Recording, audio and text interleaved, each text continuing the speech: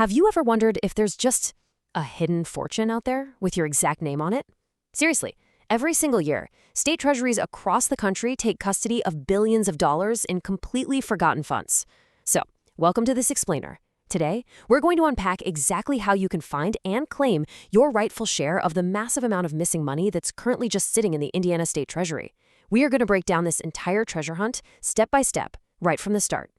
Okay, here's our game plan for today. We'll quickly cover the billion-dollar secret, look at what unclaimed property actually is, walk through searching the Indiana database, go over how to claim your missing money, and finally wrap up with some tips on avoiding scams and fees. All right, let's dive right into Section 1, the billion-dollar secret. Now, to put things into perspective, just look at this number. The state of Indiana is currently acting as a custodian for nearly $1 billion in unclaimed assets. $1 billion. We are talking about a totally massive pool of capital that the Attorney General's Unclaimed Property Division is just holding on to. And this isn't government money. This money belongs to everyday people, small businesses, and local organizations who simply lost track of their finances over the years. And they really want to give it back. Just check this out. The state returned an absolutely incredible $56 million in just the first 4 months of 2026 alone. I mean, they are on an absolute tear right now, putting them on pace to completely smash their 2025 record of $88 million. They are actively looking for the rightful owners, and honestly, that owner could easily be you. Moving on to Section 2. What is unclaimed property? So we need to be clear here. This isn't random money or some lottery winning you forgot to scratch off. These are your actual, real financial assets. We're talking about funds held by businesses like banks, insurers, or utility companies that have totally lost contact with you.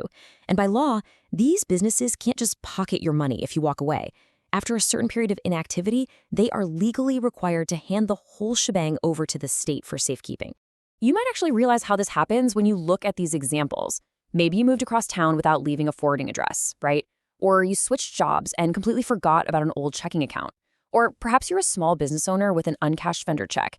It even includes the physical contents of abandoned safe deposit boxes. And actually, fun fact here, Indiana auctions off those tangible safe deposit box items globally via eBay after 3 years. They convert your physical stuff into a cash balance that you can claim later. Wild, right? But obviously, businesses don't just instantly punt your money to the state the second you miss a letter. Before the state gets involved, the account must sit dormant for a specific time period without any activity. As you can see here, for something like missing wages or utility deposit, it only takes 1 year of total silence. For your standard checking and savings accounts, it's 3 years. And for things like old traveler's checks, well, that takes a full 15 years of dormancy before the state steps in. Okay, listen up, because this is the absolute most vital warning of this entire explainer. Unlike some states where your property is held indefinitely for you, Indiana has a super strict 25-year clock. If you don't claim your property within 25 years of the state receiving it, the money permanently escheats. That's a fancy legal term meaning the state takes absolute ownership of it, and those funds are absorbed into the state's general fund forever. Gone. So you absolutely must act before that clock runs out. Let's jump into Section 3, searching the Indiana database. Finding out if you have money is literally so easy. The digital search process is super straightforward. Just go to indianaunclaimed.gov and type in your name.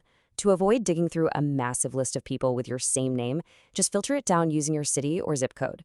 And hey, if you don't have internet access handy, you can actually text the word claim to 46220 from your phone, or call their toll-free number at 1-866-IN-CLAIM to get a real staff member to run the search for you. Now, if you are someone who has bounced around and moved across state lines over the years, you'll definitely want to start with the Indiana-specific site. But don't stop there. You should absolutely expand your hunt to missingmoney.com. It's a national clearinghouse run by the National Association of Unclaimed Property Administrators, and it basically lets you cast a wide net and search across multiple state databases all at the exact same time.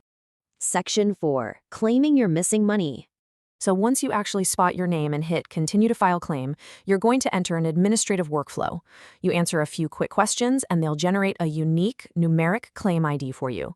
Then, you just use their secure portal to upload a clear copy of your government photo ID and your Social Security verification. After you hit Submit, sit tight. It usually takes up to 90 days for the division to run their fraud detection and process your payout.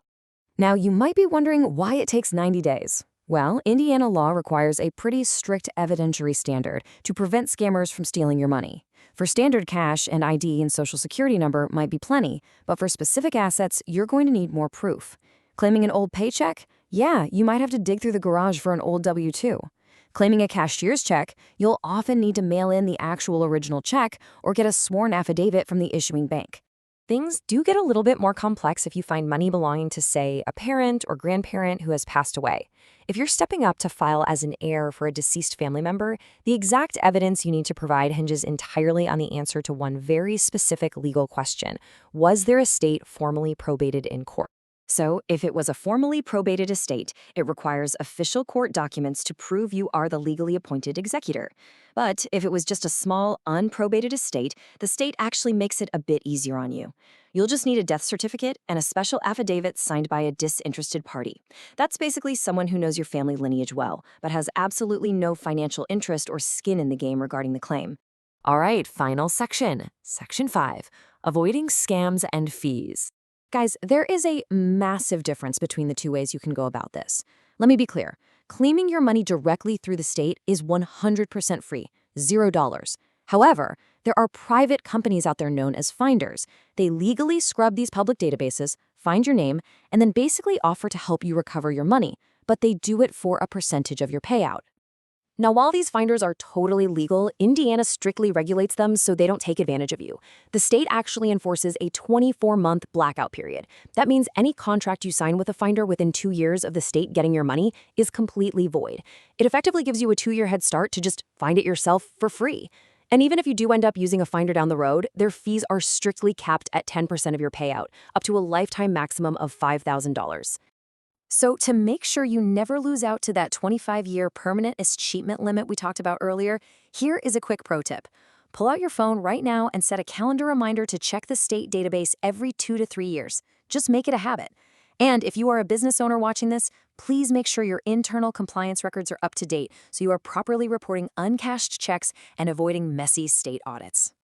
Before we wrap things up, I do need to remind you that this explainer is strictly for educational and informational purposes.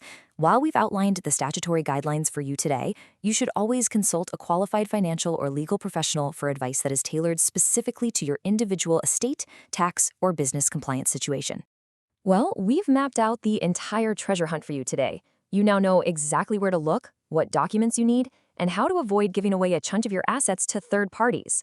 So my final question for you is, with nearly $1 billion just sitting out there waiting to be claimed, whose name are you going to search for first? Yours? Your parents? Your small business? Go check, and whatever you do, don't leave your money behind.